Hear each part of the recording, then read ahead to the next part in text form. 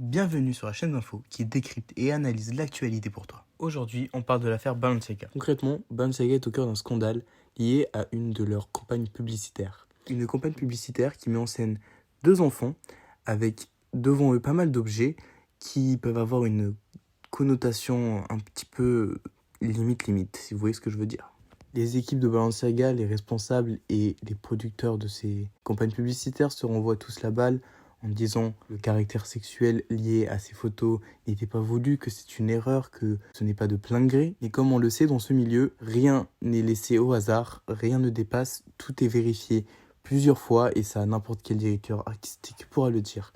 Donc actuellement, c'est compliqué pour eux. La réponse de Balenciaga ne s'est pas fait attendre. Ils ont répondu au travers d'un communiqué de presse sur Instagram, disant qu'ils s'excusent et s'expliquant, mais avec très peu de fonds. Sur les réseaux sociaux, Balenciaga se fait complètement détruire. Dans un autre sens, les personnalités publiques, elles aussi, ne se sont pas fait prier pour réagir à ce scandale.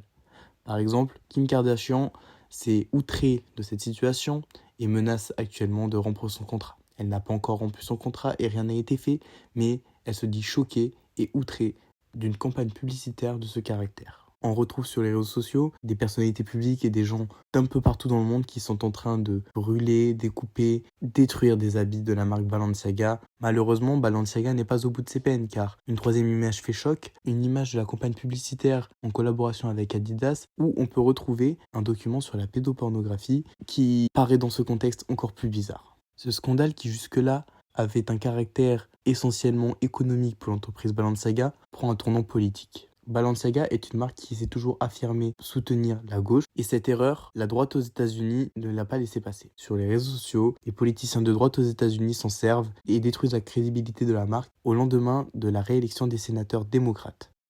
Si l'on résume, Balenciaga est mal, très mal. Leurs possibilités ne sont pas très grandes et si rien n'est fait pour corriger cela, cela pourrait avoir un gros impact pour cette marque dans les mois et années à venir. Je vous demande maintenant à vous, que pensez-vous de ce scandale? Êtes-vous plutôt pour le point de vue où ils n'ont pas fait exprès, où c'était une erreur? Ou pensez-vous qu'il y avait un message derrière? Et est-ce que Balenciaga serait impliqué totalement ou ce serait juste quelques designers? La question est à débattre. En attendant, c'est déjà fini. J'espère que cela vous a plu. J'espère que cette analyse rapide vous a fait comprendre ce sujet d'actualité. Si jamais vous voulez un peu plus creuser sur ce sujet, je mets en lien en description certains articles qui m'ont aidé à faire cette vidéo. À la prochaine pour un nouveau décryptage de l'actualité.